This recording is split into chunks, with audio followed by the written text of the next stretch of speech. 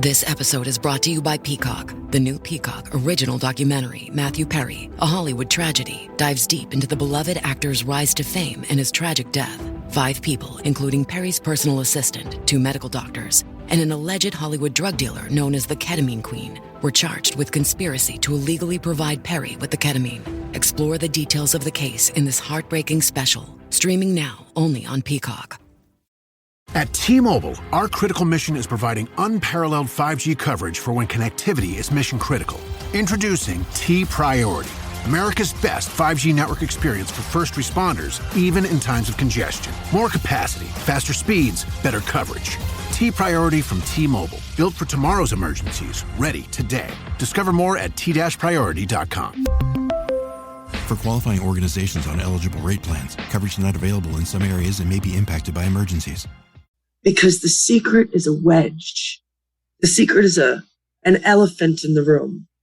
In its literal form, it takes up everything and it pushes away the light.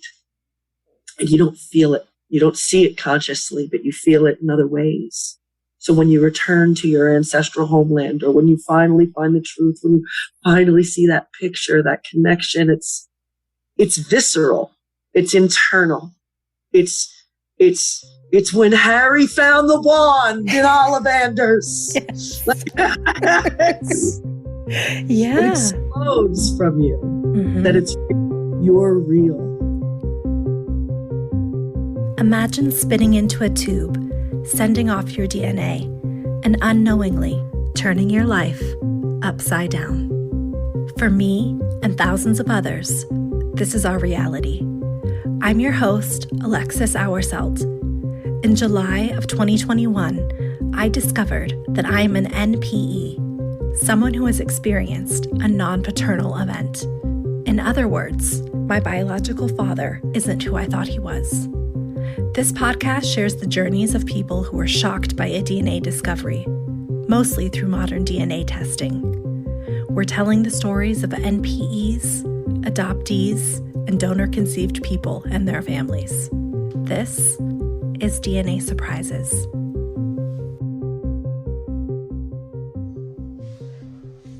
In this episode, Kerry shares a complicated story filled with intergenerational trauma, secrets, and lies. As a quick content notice to listeners, this episode does contain a brief reference to suicide. If you or anyone you know is struggling with thoughts of suicide or self-harm, please call 1-800-273-TALK. I want to thank Kerry for sharing her unique perspective on healing and forgiveness. My name is Kerry. I'm 45 years old, and I am currently in northeastern Pennsylvania. But I'm born and raised in New York, downstate, Long Island, Queens. Nice. An accent sometimes. Coffee, water, daughter. Yes, I love it. Without further ado, what is your DNA surprise story? Funny enough, I kind of always knew that I wasn't in the right place, sort of. I grew up on Long Island. It was a very, very small community, very, very small town feeling, even though it's New York. And the rumor around town was that my mom liked to step out on my dad. It was a very common rumor that was affronted to me when I was a kid. And honestly, I didn't think twice. Like, I never thought that it was true when I was really young. I thought it was just kids being mean, like, oh, your mom's this. But I never looked like anybody in my family. I look like my mother, surprisingly, a lot right now. But when I was young, very blonde hair and green eyes and very pale skin. And everyone in my family looks Sicilian, like Italian. My father, my 2 brothers, my sister, they all have dark hair, darker skin, pin straight hair, almost black hair, darker skin. And everybody in my family has blue eyes, even my mother. And my mother has brown hair and blue eyes. There are some blondes in the family, but because they're part of like my father's half siblings family, they're not really blood related to me. Right. You know what I mean? They are. They're blonde. Their blondness came from their father, who was not my grandfather. He was like my step grandfather, because my family is a very complex family full of secrets and lies. My father was raised by his grandparents, but as his parents, and his mother was raised as his sister. Okay. Yeah. That's fairly common, right? Yeah. Yeah. And my mother didn't know who her father was. So we have great examples set forth here. But growing up, I didn't look like anybody in the family.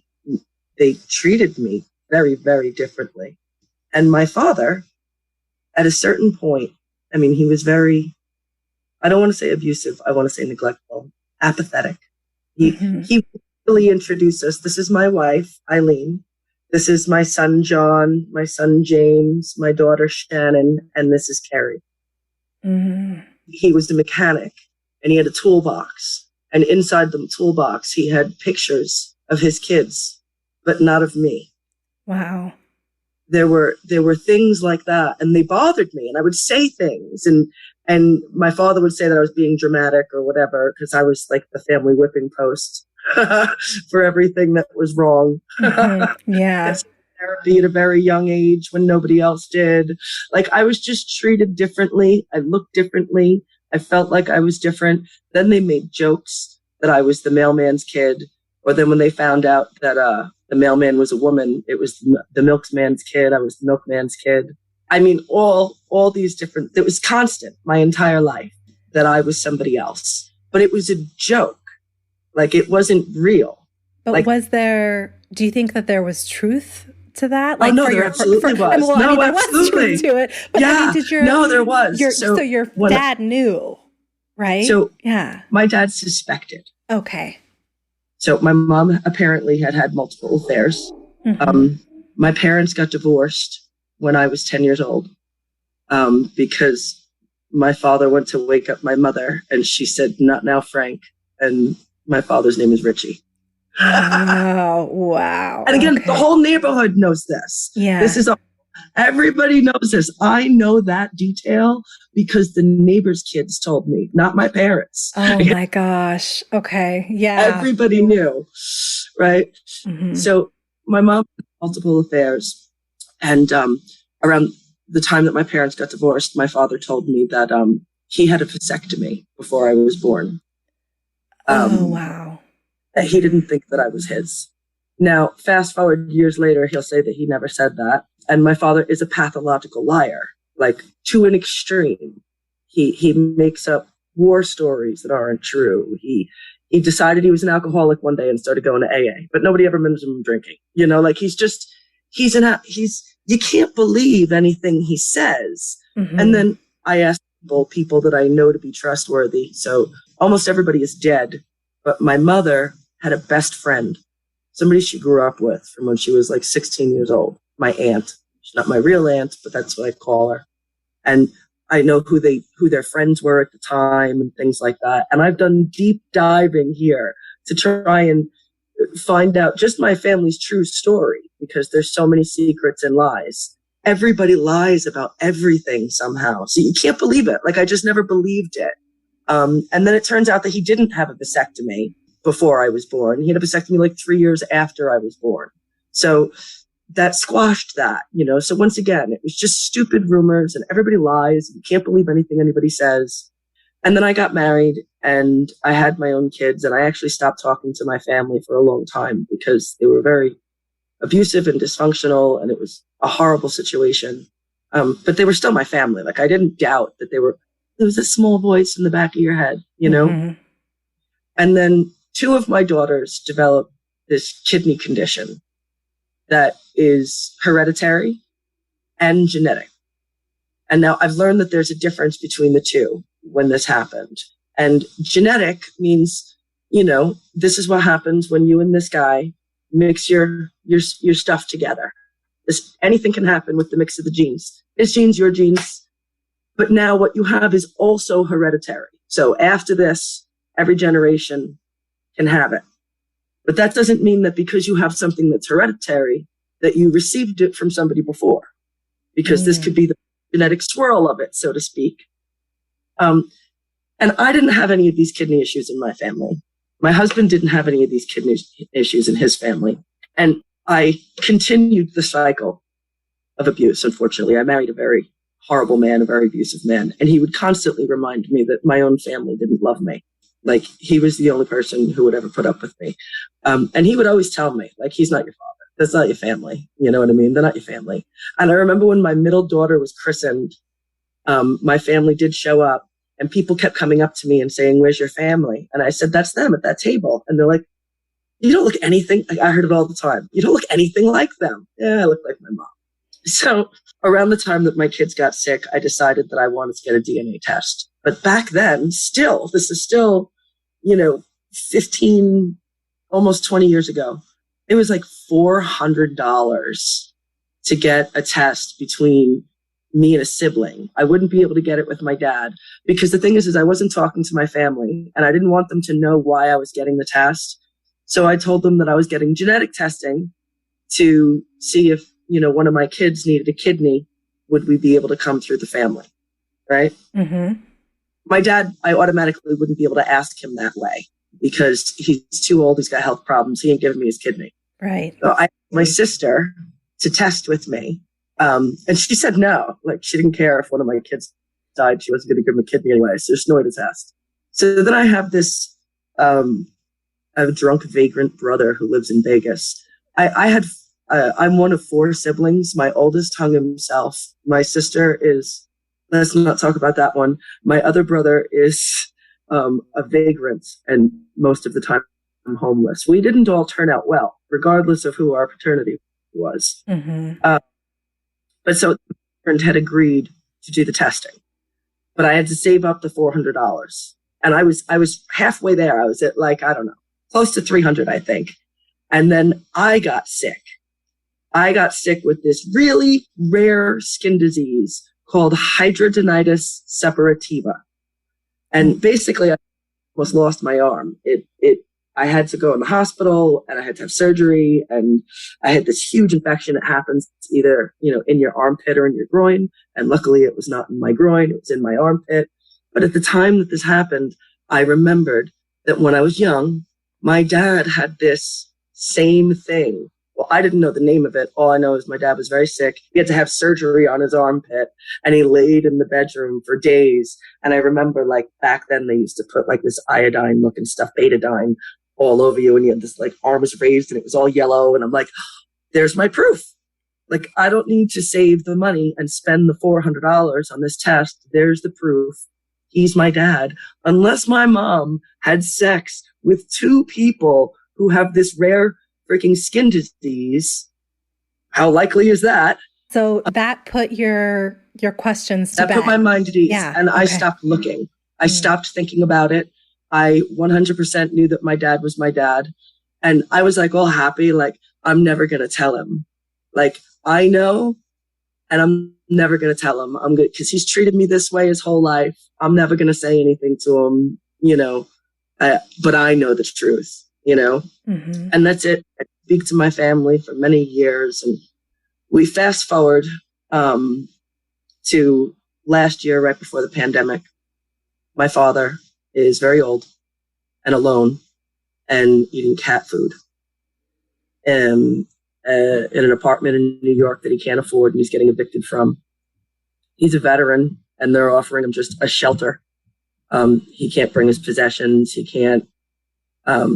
So now this man that I don't talk to and haven't spoken to in years, and we've had a terrible relationship my whole life, he has to come live here in Pennsylvania with me because there's nobody to take care of him. My oldest brother is dead. My other brother is a vagrant. My sister is living in Mississippi and doing her thing. And I believe that she wanted him to come down there, but he was not willing to do that. For whatever reason, again, you can't believe half the things he says even now. Mm. And at the time that I found him, he was talking to dead people that weren't there and eating cat food, like I said. So I was like, all right, we have 2 houses here in Pennsylvania, my husband and I. I'm remarried. I'm not with the first husband anymore. He went off and left for a 26-year-old. Oh. So then I had 4 kids, and I was single, and I was struggling, but I found the man of my dreams, and I'm married and remarried. He's a wonderful man, great father. We have a good life. I can't complain. We have 2 houses. One of them we actually rented out. So that's it. My father's going into the rental house a half hour from me here, and I go and I check on him regularly, and I take care of him. Despite the relationship that we had, it has now grown into something very different. We've become very close. That's good. That's wonderful. Yeah, it's an amazing story in that sense, in how we've put a lot of our demons to rest. My family has kind of come back together in a way, not fully and never will be. Well, about a year or so ago, my ex-husband decided to be so fun and tell his 22-year-old daughter that he doesn't think that he's her father. And he knows what this did to me my whole life. Like, we spent 17 years together. He knows what this did to me. And he made the decision to do this to his child. When he lost the ability to abuse me personally, he uses the children to hurt me. He tries to turn them against me at all times. He insists that because he cheated, he wants to validate that by saying I cheated on him the whole marriage. I abused him. The stories that he spins. The victim that he is. It's terrible. But I know that all 4 of my children are his. And he would do this to me over the years. And I would be like, we're going to get a DNA test. And we could never afford it. But I would be like, we're going to do it. And he'd be like, no. And he would take it back. Like I was just mad. He would say it all the time. And so when he said it to her this time, again, divorced, remarried, you're not under my control anymore. I can't believe you're still hooked on this thing. I haven't heard that argument in a long time. But all right, as soon as he said it and he told her, I was like, we're getting that ancestry test. Because his whole family did ancestry and they had a DNA surprise. Oh, wow. They're everywhere. They're just everywhere. Years ago, when Ancestry first came out, they all got tested and they all came back, not my husband, but his aunt and his cousins. And it turns out that his aunt has a different father than the rest of them. And none of them knew, other than, again, she had blonde hair and pale skin when the rest of them all looked, differently. Mm-hmm. Irish in there. And every time there's Irish in there, somebody's like, oh, it's just the Irish side. No matter, it always happens, because the Irish were abundant. So my husband said, my ex-husband put this train in motion by telling my daughter that he wasn't her father, but he is. And I went and I got the test. And sure enough, my daughter's DNA came back and it had said that she related to his family. Obviously he didn't do it, but she was related to his family. So that was the proof. But the weird thing is that it said she wasn't Italian or German. But my dad's Italian and German. How can you not be Italian and German? And I knew almost immediately. But I did what everyone else does. It's wrong, or DNA doesn't break down all the way, she didn't get that part of me, Mm-hmm. So I was like, I got to do my own now. I got to see what my own breaks down as, and because there's that part of my brain that knew, I didn't do ancestry. I didn't just want to know what my ethnicity was. If I just wanted to know what my ethnicity was, I would have done ancestry just like my daughter did, just like everybody else did. But I didn't. My father has a sister, a half sister. He has 2 half sisters, but one of them is on 23andMe. So I said, I'm going to do 23andMe because there was that part of my brain that knew right away, whether or not I wanted to admit it. You know what I mean? There was a part of it that knew as soon as I wasn't Italian that I wasn't my father's. I knew it, but it was a mistake. But I'm going to do 23andMe because I want the medical report. That's what I told myself. Right. The denial is strong. Yeah. Oh my gosh. Yeah. Yeah. So you did 23andMe. And I'm not related to my Aunt Barbara. Geez, that's weird. So I called my sister and now I make my sister do it. And my sister did it. And sure enough, we're half sisters. And it's just, I'm Irish, English, Scottish, and Portuguese. When before I was Irish and Sicilian, equally. Like it was the Italian mom thing. Like that's the other thing. Because I didn't look Italian, like I dove hard into Italian. You know what I mean? Like I was the Italian mom. Nobody cooks the sauce like I do. Like, yeah. So how did you feel? That was actually the most offensive part to me. I cried for days that I wasn't Italian. Yeah. Well, because it's tied to your identity. And like you said, you didn't feel like you fit it, stereotypically. Like I always knew. And that's what it was. Like I always knew. So that part didn't smack me as much as the reality of what it meant. Mm-hmm. That's what really hit me, And then I had to know, but how do I know? How do I find out? Everybody is dead. How do I find out who my mother secretly sacked on the side 45 years ago? When did you find out? Right around the spring, April. Of this year? Of this year. And so your mother passed, and you said 20 years ago. 20 years ago. So you couldn't ask her. No. So what did you do? So I decided to get a little crazy. And I did a deep internet dive. You know what I mean? And I also contacted all of my mom's friends that I had contacted previously asking about my father's lies. My father had these war stories that weren't true, and he had that vasectomy story. And, I needed to know people that knew my mom from when she was young. And through this, I built a small list of names of people they remembered my mom, that it might be a possibility. One of them was just a family friend that they were, all close with. Another one was a boarder that my grandmother had a house, and she rented out rooms to boarders from Ireland who came over from Ireland. One was a boarder from Ireland. The third name, actually, my sister came up with. My sister said, I remember this guy that mommy and daddy used to fight about all the time. And when you go into the list of names, of people that you're associated with, none of these names were in the most common names. It's in Ancestry, it shows you the most common names of people that you're related to. And the names that I'm related to are all the most common names in existence. It's Johnson, Jones, Brown, like there's no way to narrow anything down. I was going to say that does not help. None of those are the three names that I've narrowed down who is the possibility that my mother slept with in the mid 70s.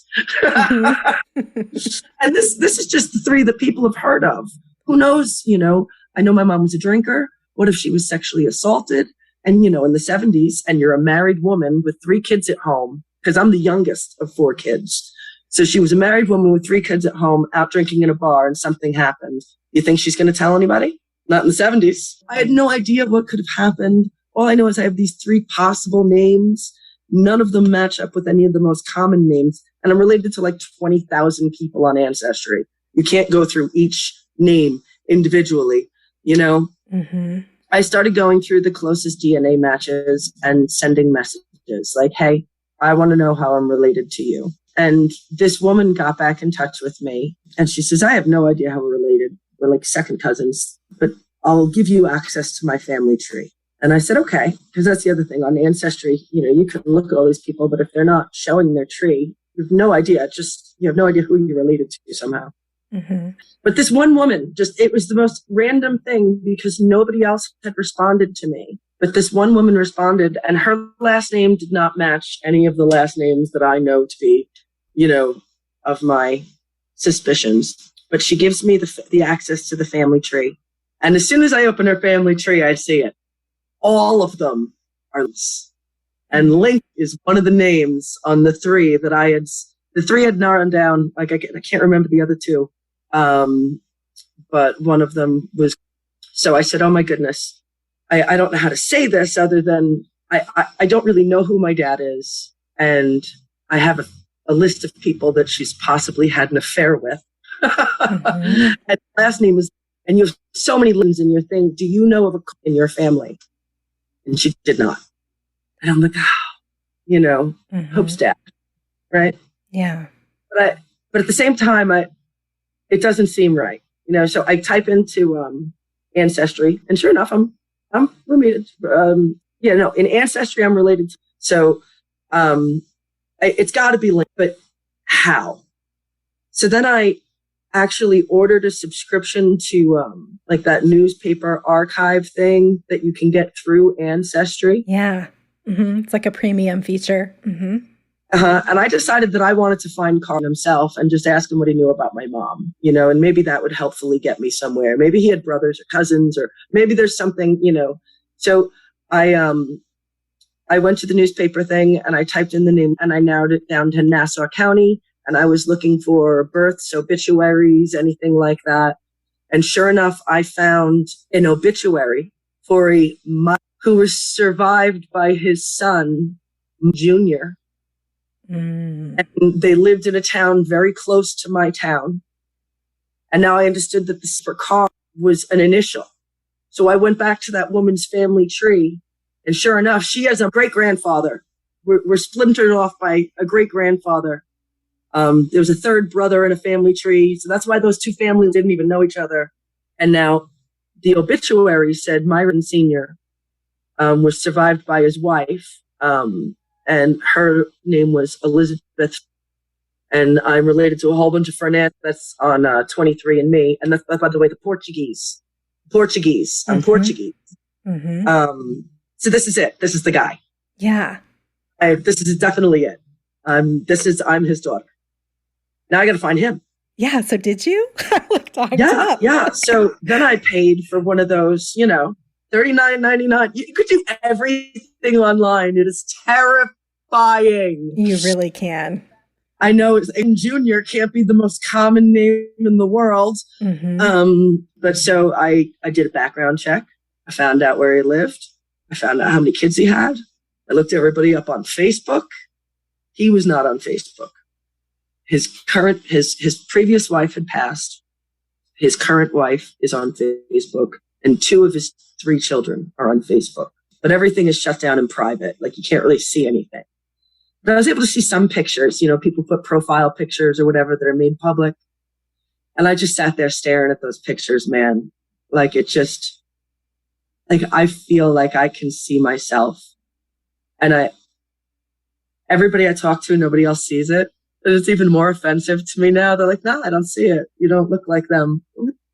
Fuck you. I feel like I do. I see it now. You see know yourself. Yeah.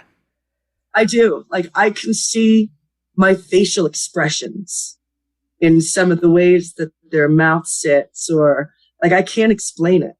First of all, my hair color. This is not, well, it is now. This is my natural hair color, but growing up, my hair was lighter. It's not almost black or brown. And my half sister has my very similar hair color.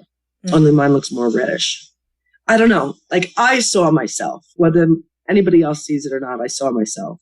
And it took me a little bit of nerve.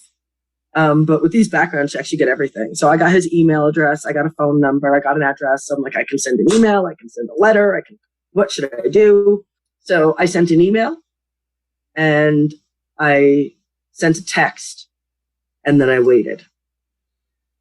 And the email and the text are the same thing. I said, hi, my name is Kerry and my mother was Eileen. And I was hoping to talk to you about my mother. Usually, because my mom was a very well-loved person. Everybody wants to talk about my mom. For a long time, everybody misses her, Mm-hmm. That's always going to be a getter, Everyone's going to want to talk about my mom.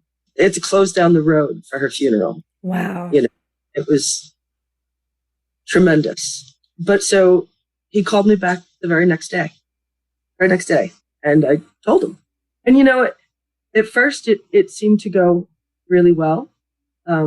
He seemed very open he accepted it immediately. He didn't doubt it. He didn't need to see a DNA test. And I was very hopeful that I could possibly get to know them and build something. And I don't know, just know a new side. Like I just want to know. I just want to know them. Like, I don't want anything from them. I just want to know them. But he hadn't quite come to terms with what he calls his sinful past. It turns out that my dad is a deacon in the Baptist church. Oh. And he was cheating on his wife with my mother. Obviously, my mother was cheating on her husband as well. Mm-hmm. Had 3 small children at home. And his wife was actually probably 8 or 9 months pregnant when I was conceived. How did they meet? Did your family attend that church or? No, my family's devoutly Catholic. Mm-hmm.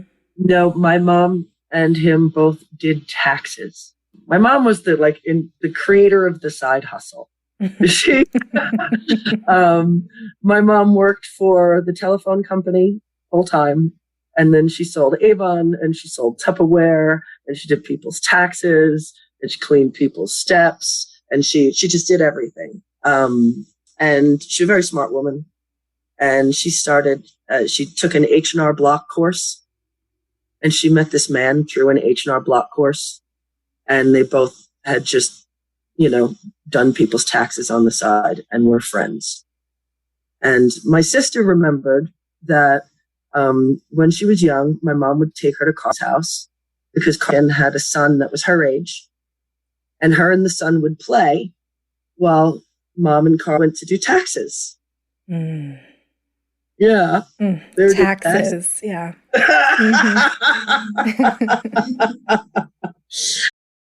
This podcast is supported by Progressive, a leader in RV insurance. RVs are for sharing adventures with family, friends, and even your pets. So if you bring your cats and dogs along for the ride, you'll want Progressive RV insurance. They protect your cats and dogs like family by offering up to $1,000 in optional coverage for vet bills in case of an RV accident, making it a great companion for the responsible pet owner who loves to travel. See Progressive's other benefits and more when you quote RV insurance at Progressive.com today. Progressive Casualty Insurance Company and Affiliates. Pet injury is an additional coverage and subject to policy terms.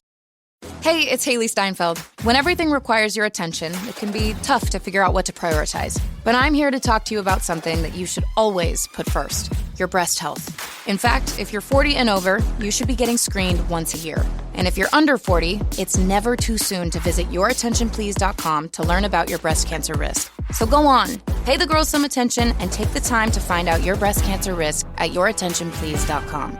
Trust me, your future self will thank you. And my sister remembered that my parents used to fight because my father was jealous of Carl. But again, nobody takes anything my father says seriously. Like it's right. That's what I say, Mm-hmm. Even though those things are true, like we know certain things to be true, but he's just such a drama queen anyway. Like he makes it all the time. Like my father's one of those people where if he thought that it would make you like him, he would tell you that he shot Lincoln or he was on the grassy knoll. Oh my goodness. Stories that he spins that are so beyond not true. Mm-hmm. He seemed very open and receptive, but he didn't quite know how to tell his family. And he wanted to prey on it. And he asked that I not contact him, that he contact me. And that immediately made me feel dirty and like the other woman. And like, this is probably very similar to a spin that you tell women, right? I'm not going to leave my wife, or I'm going to leave my wife. I just need time, Mm-hmm. This isn't a mistress you have on the side.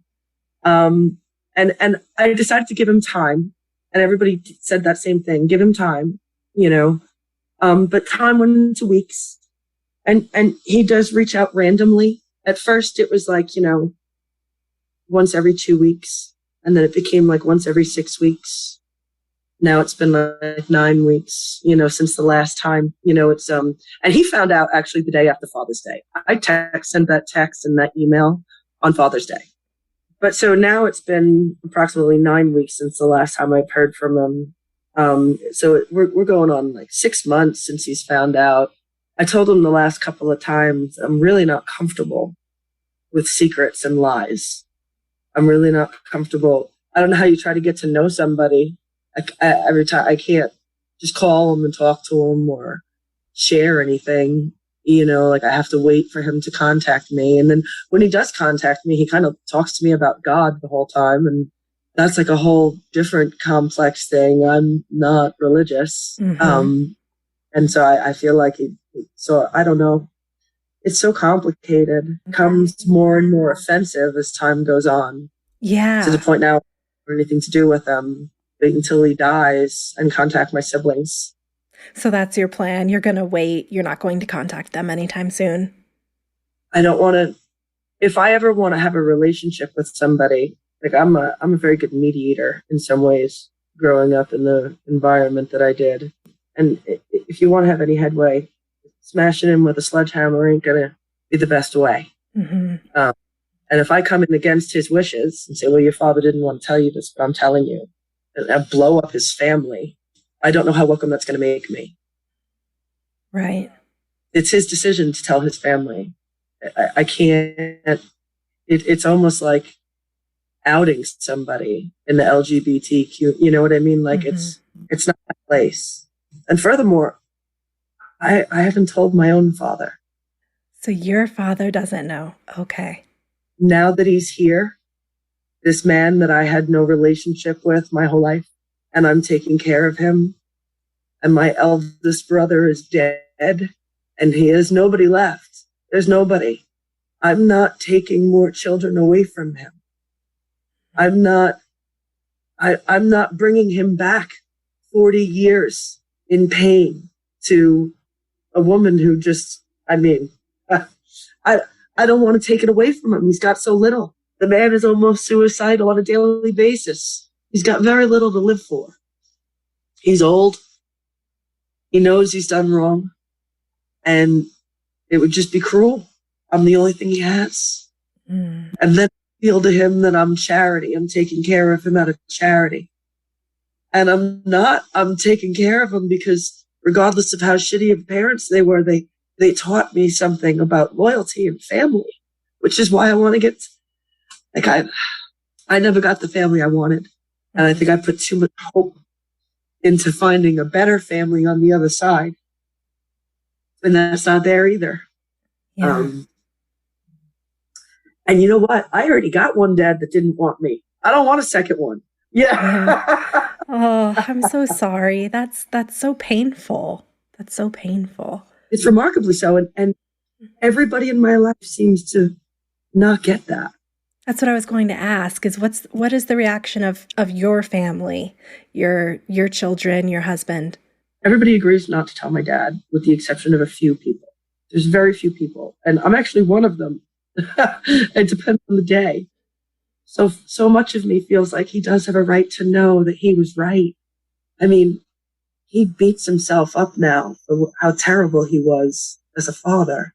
And I'm not going to take that away. He was still a bad father, regardless of if you know or not. That's what you shouldn't have done that, you know, right. But it might be a little validating to know that you were right, you know, But I don't, again, he's old.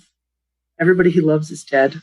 His one son is dead. His other son might as well be dead. He's a vagrant and many other things.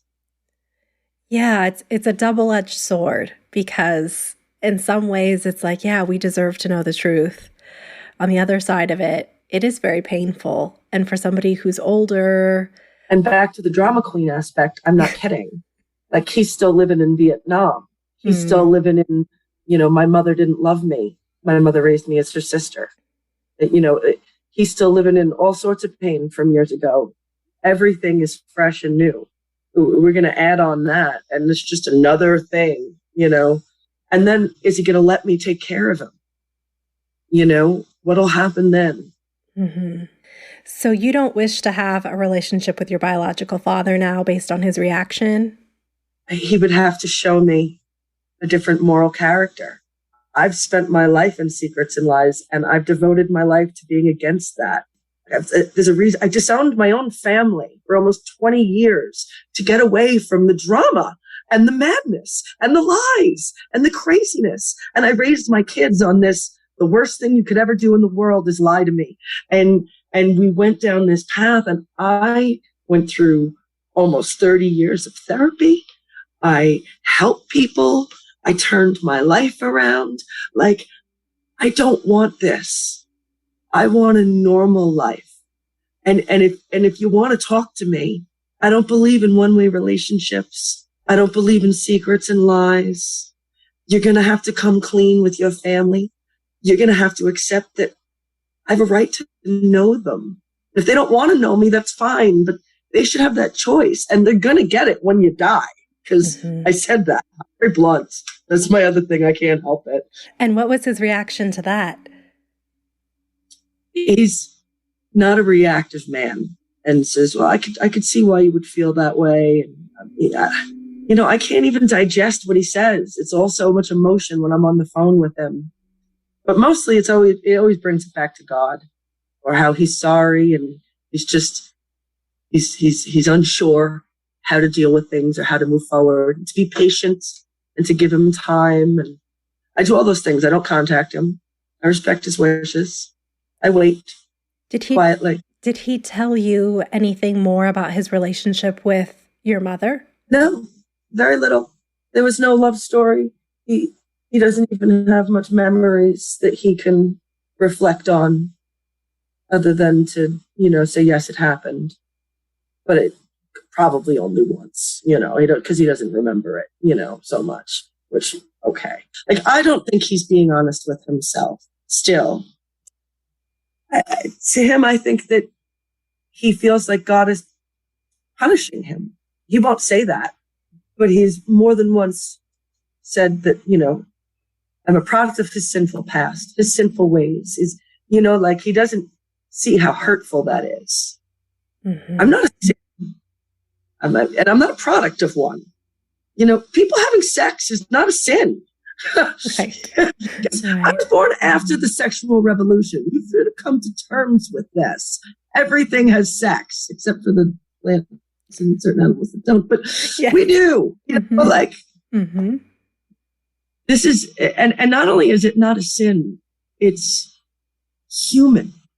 You did something so very human that it created another human. Yeah. Okay, you weren't faithful to your wife, but okay, God says you shouldn't do this, but you still did, and this happened. I don't understand how 45 years later it could be so hard to say, I did this. And I said that to him on the last conversation I had with him, again, about 8-9 weeks ago. I said, I know you feel that I'm putting a lot of pressure on you here to open up and do the right thing. I said, but whether you realize it or not, my concern is for you. I'm thinking as a wife. If my husband came to me and told me he had a child years ago that didn't know about, and genuinely didn't know, because, by the way, my mom didn't tell him. My mom just stopped talking to him. Okay.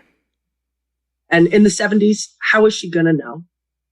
Unless she specifically had never had sex with my dad, you know what I mean? And only had sex with this one guy. They didn't have DNA tests back then.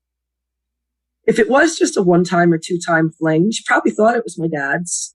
There's no way to know, so she just put it out. I'm sure my mom just put it out of her head and didn't think of it and never saw the guy again. That part rings true to knowing my mom. So if my husband came to me and said that he had this child that he never knew about, just found out, I would absolutely be forgiving. But what's to forgive? I didn't even know you. Right. He didn't neglect you. If you now tell me that you have a child that you didn't know about and you found out 4 months ago, now we have a problem. What do you mean you found out 4 months ago? 4 months ago? How can you not say anything? The longer you go on, the harder it's going to be to tell them. Because now you got to say, I've known for a year. I've known for, that would make me mad. Mm-hmm. I think you're good in the beginning, but the longer you get, I am urging you to tell somebody, because you can't keep it in. And if you believe the things you say you believe about God, I don't know how you sit in church every Sunday. I don't know how you counsel other people about their sins. How are you doing this? And those conversations tend to push them away, I guess, because the conversations keep getting further and further apart. But I'm not going to out them. I'm not going to force. You can't force somebody to do the right thing. That's kind of you. That really is. Because I think, especially when you're on this side of it and you want that radical honesty, I think it can be challenging to perpetuate that. And I so badly want to know my other siblings and family. And okay, maybe none of us are like anything. I don't know. None of it could work out. But how do you know? I've always felt like I wanted to, like I needed to be connected to something. And I wasn't. I wasn't rooted in anything. And my mom has been gone so long, and I wanted something to grab hold of. Yeah. It was very disappointing. But I can't, forcing that is not going to make that happen. That's going to drive it away.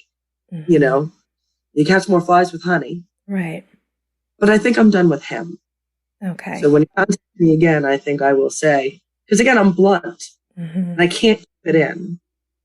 And he needs to know that you've already told me more than enough about the kind of man you are. So I'm just going to wait for you to pass. I'm not going to violate your wishes. And you obviously don't want to disrupt your life. This isn't something you're willing to face head on. So I'm going to let it go for now and appreciate it if you just leave me be. Because otherwise I'm going to sit here wondering, when is the phone going to ring? When is he going to call me again? And I'm counting weeks. This is ridiculous. It's been 8 weeks. It's every Friday. It's another week. I don't want to do that. Again, I'm with one father that didn't want me. Like, I can't put myself through this again. So I'd like to put you out of my head for now. And so but I can't tell him that until the next time he calls me. Oh, that's so frustrating. And I was going to do it the last time, but every time he calls, I want to give him the opportunity to be like, I told someone. And he just yeah. You know, and it's like, I don't want to be a dark, dirty secret. You're not. You're not. And that's how I was conceived. It just makes it more offensive. Where would you say that you are at with the journey? It sounds like you're done with your biological father, unless he makes some radical changes. What are your feelings toward your mother? It's funny. I was angry, very briefly, but I can't hold on to it. It's kind of like trying to cup water in your hands. It's full for a second, and then it drains. And it's so much because I know what it's like to feel alone in an empty marriage. I know what it's like to not want to go home at night and wish you had a different life. I know what it's like to not feel loved. My mother didn't know her father. She didn't know where she came from herself. Her mother was a very cold, forbidding woman. I have been through a very rough life. And that has made me a deeply compassionate person, not just towards my mother, but towards everybody. In some of my worst, most horrible times, there was never anybody there for me. I was alone, very young, and I never wanted that for anybody. Like, I literally can't sleep at night if I know that there's somebody, confirmed somebody I know in pain, and I'm not helping somehow. As a mother, I can't fathom the choices that my mother made. My mother did things I would never do. My mother didn't do things that I would do every day of the week. But when I think of my mom, I don't think of her like a mother. I think of the way she held me when I was at the beach because I was scared, or the way the sun shined in her eyes. She's been gone for so long. It's like the little girl in me yearns for that. Because that was the only thing that loved me growing up. My family was not close, but my mother loved me. I knew my mother loved me. And I knew my mother. I knew that feeling and that scent. And those are the things that I think about when I think about my mom. I don't think about what a terrible mother she was. She put everything before us. She was not the best mother in the world in many ways, and she was a drunk. But she loved me so purely in a way that, honestly, nobody has ever loved me again in my life. Nothing she did wrong bothered me anymore because she was just trying to live, and she was in pain. And I can't stand to see anybody in pain. And we're all in pain. It's the most confounding thing in the whole world. We all have our own pain. And it's always different, but it's always the same. Yeah. It's always the pain of death, grief, But there's always the joy of life, birth, sunrises. It's like this big, complex web of everything that confounds me into speechlessness, but into nonsensical babbling about how the universe is profound. We're all connected by our experiences that are oh so different, but also the same. Just living and trying to survive and not hurt and be loved. We all just want to be loved. So true. Oh, thank you for sharing that. That was really beautiful. That was really beautiful. Sorry. No. I needed to hear that. So I'm sure that somebody listening needs to hear that too. So thank you. What advice would you give to parents who may be keeping a DNA surprise secret from their child? I think that every experience is different, and no cookie cutter answer is going to fit every situation. You have to take so many things into consideration, because truth is not just a right, but it's a responsibility. And it can be a weapon, a dangerous one. Not everybody's capable.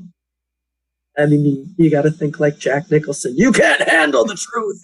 Right. Not everybody can, man. Like really, truly. Not everybody's mentally or emotionally stable. Not everybody has admitted the truth to themselves. Self-awareness is a struggle for us all. And not all of us even know we're on that struggling path. We're not trying to be self-aware. And for you to literally change somebody's reality, you have to take that as a responsibility of utmost care. And it's not right for everybody. That's a really interesting perspective. Yeah. And I think if somebody's asking the questions, then they have a right to the answer.